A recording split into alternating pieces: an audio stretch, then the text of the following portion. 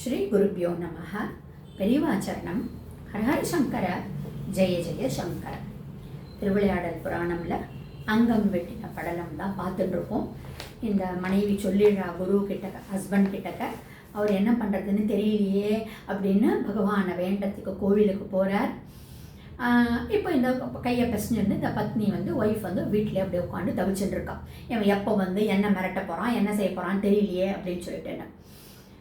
அப்போ அந்த சித்தனுடைய கேம்பில் இந்த குரு போகிறார். என்னப்பா 1-on-1 கூப்பிட்டியாமே சண்டைக்கு என் மனைவி கிட்டக்க,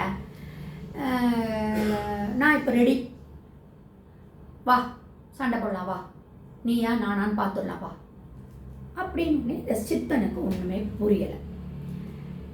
இவன் நினச்சிட்டு இருக்கான் அந்த குரு பயந்துட்டு போயிடுவார், நம்ம இந்த மனைவியை நம்ம அபகரிச்சிடலாம் அப்படின்ற மாதிரிலாம் ஏதோ பிளான் பண்ணியிருக்காங்க. இப்போ தைரியமாக அந்த கிழவன் வந்திருக்கானே அப்படின்னு அந்த ஸ்டூடெண்ட்ஸ் எல்லாம் அப்படியே பார்க்குறான். அவளுக்கு இந்த தன்னுடைய குருவை பார்த்து வணக்கம் சொல்கிறா. எல்லாரும் அந்த வாளில் எப்படி வணக்கம் சொல்கிறாளோ அந்த மாதிரிலாம் குரு வணக்கம்லாம் பண்ணுறான். இவர் இந்த கிழவராக தானே இருக்கார். அந்த வாப்பா நான் ரெடிப்பா சண்டைக்கு, அப்படிதான் கூப்பிட்டியாமே, வீட்டில் சத்தம்லாம் போட்டியாமே அப்படின்னு ஓகே அப்படின்னு 2 பேருக்கும் வாள் சண்டை நடக்காது.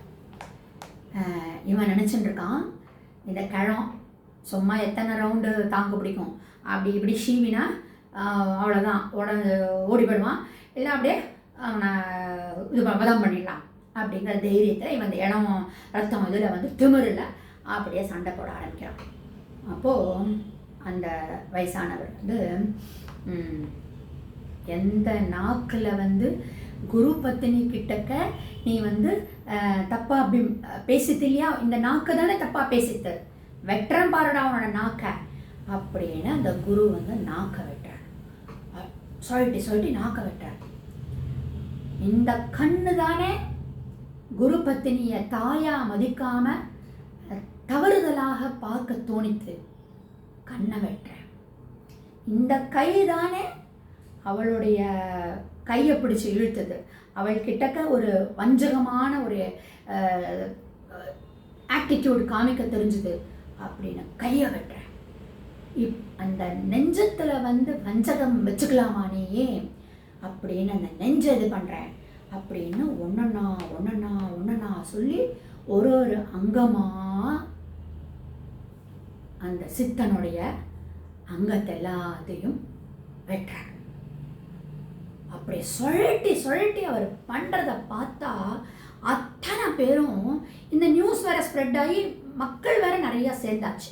எப்போவுமே ஒரு சின்ன சண்டைனாலே 100 பேர் கூடுற இடம் இல்லையா அந்த காலத்துலலாம், கேட்கணுமா இந்த மாதிரி ஒரு பெரிய குருமார்கிட்டக்க இந்த மாதிரி பண்ணுறானேன்னு சொல்லிட்டு கூட்டம் சேர்ந்துடுத்து எல்லாம் அப்படியே ஒரு சுச்சு இப்படி சொல்லிட்டு அடிக்கிறாரு, இவர் வயசானவராக இருக்காரு ஆனாலும் அப்படி அடிக்கிறாரு இப்படி அடிக்கிறாருன்னு சொல்லிட்டு எல்லாம் ஒரே ஸ்டன்னாகி நிற்கிறா. இவர் குரு அப்படியே எல்லாத்தையும் ஒவ்வொரு அங்கமாக வெட்டியாச்சு, அப்புறம் என்ன இருக்காங்க ஒன்றுமே இல்லையா, டெட். இவர் போகிறார். எல்லாரும் அப்படியே பார்த்துட்டே இருக்கா, அப்படியே நடந்து போகிற மாதிரி இருக்கு, காணோம், எங்கன்னே தெரியல. ஏன்னா அது எல்லாரும் தரன்னு அந்த குரு வீட்டுக்கு போகிறா. பத்னி அப்படியே உட்காந்துட்டு திண்ணையில் உட்காந்துட்டு அழுதுன்னு இருக்கா. என்னம்மா நீங்கள் எதுக்குமா அழறீங்க, அம்மா இந்த இப்போ தான் வந்தார் குரு வந்தார்மா, அப்படியே சூப்பராக சொல்லிட்டு அடித்து அவனை சித்தனை ஒன்றும் இல்லாமல் பண்ணிட்டாருமா, வதம் பண்ணியாச்சுமா அப்படின்னு அந்த நடந்த இன்சிடெண்ட்லாம் கண்ணை வெட்டினார், ஒவ்வொரு அங்கமாக சொல்லி வெட்டினார் அப்படின்னு உடனே அவளுக்கு அப்படியே தயச்சு நிற்கிறா. அப்போ தான் இந்த குரு சொக்கநாதரியும் அப்படியே சொல்லிட்டு தானே போனார், என்னால் என்ன பண்ண முடியும், நான் போய் பகவானை வேண்டின்னு வரேன்னு போனால் சொக்கநாதரி மீனாட்சி தரிசனம் பண்ணிட்டு வந்தால் எல்லாரும் தடால் காலில் விழறான். குருவே உங்களை விட்டுட்டு நாங்கள் போயிட்டோம், என்னை மன்னிச்சுக்கோங்க, என்ன மாதிரி என்ன அழகாக நீங்கள் இத்தனை வயசுலேயும் நீங்கள் வாழ் வீச்சல, அதை பார்க்கறதுக்கு எனக்கு அவ்வளோ பெருமைப்பாக இருக்குது, சித்தம் அவ்வளோதான் போயிட்டான், உங்கள் கையை அப்படியே டச் பண்ணி முத்தம் கொடுக்குறா, அப்படியே காலில் விடுறா. இவருக்கு ஒன்றுமே புரியலை. இப்போ என்ன நடந்தது, நான் கோவில்லேருந்து தானே வரேன், இல்லை நீங்கள் தான் சொல்லிட்டு அடிச்சிங்களே, எல்லாரையும் அந்த சித்தனை அப்படியே வதம் பண்ணிட்டீங்களே, ஒவ்வொரு அங்கமாக வெட்டினீங்களே, நாங்கள் தான் பார்த்தோமே அப்படின்னு உடனே இவருக்கு வந்து, இல்லை நான் அதோ சொக்கநாதரை பார்த்துட்டு வரேன், மீனாட்சியை தரிசனம் பண்ணிட்டு வரேன் அப்படின்னா இந்த பத்னிக்கும் ஒன்றும் புரியல, இந்த ஸ்டூடெண்ட்ஸுக்கும் ஒன்றும் புரியலை. அப்போது ரிஷப வாகனமாக அசரீரி குரல் முதல்ல கேட்கறது, உன்னைய நான் கை விடுவேனா, பக்தனை நான் என்னைக்கு கை விட்டுருக்கேன் அப்படின்னு ஒரு அசரீரி குரல் கேட்ட உடனே அந்த அந்த சுற்றி இருந்த ஸ்டூடெண்ட்ஸாக இருக்கட்டும், குருவாக இருக்கட்டும், குரு பத்னியாக இருக்கட்டும், எல்லாம் அடித்து பிடிச்சி சொக்கநாதர் கோயிலுக்கு போய் கதறார் அவர். பெருமாளே, எனக்காக நீங்கள் வாழ் வீசினீங்களா, எனக்காக ஒரு பக்தனுக்காக உடம்பெல்லாம் வெட்டுப்பட்டீங்களா, அவனோட வாழ் வீச்சு வந்திருக்கோம் இல்லையா, கண்டிப்பாக எதிர்த்திருப்பான் இல்லையா சித்தன், எனக்காக வந்தீங்களான்னு ஒரு அழறார்.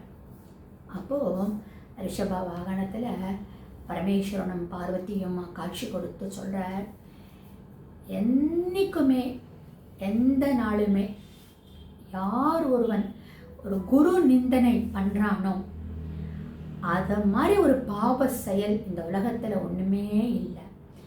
மனசார கூட நம்ம குருவுக்கு வந்து ஒரு தீங்கு நினைக்கக்கூடாது. அது அந்த மாதிரி அவன் நினச்சான், அவனுடைய முடிவு அவனுக்கு வந்துடுத்து. இதை உங்களுடைய இந்த குருவனுடைய பழி சொல்லுக்கு ஆளாகக்கூடாது அப்படின்னு உலகுக்கு புரிய வைக்கிறதுக்காகத்தான் உங்களுடைய பக்திக்கு மெச்சி நாம் வந்தோம் அப்படின்னு சொல்லி மறைகிறார். அப்படின்னா அந்த குருவுக்கு எவ்வளோ பெருமை. அந்த நாம் தெரிஞ்சுக்க வேண்டியது என்ன, அட் எனி காஸ்ட் நம்மளுக்கு நம்ம வாழ்க்கை, நம்ம மாய உலகத்திலிருந்து நம்மளை மீட்டு நம்மளுக்கு ஒரு நல் கதி கொடுக்கக்கூடிய ஒரு குருவை நம்ம கடவுளுக்கும் மேலே தானே நம்ம வச்சுட்டு வர்ஷிப் பண்ணணும் இல்லையா. அந்த குருவை நாம் நிந்தனம் பண்ணக்கூடாதுன்னு சொல்லி அங்கம் வெட்டின படலம்னு சொல்லி சிவபெருமான் லீலை புரிகிறார். குருவே சரணம்.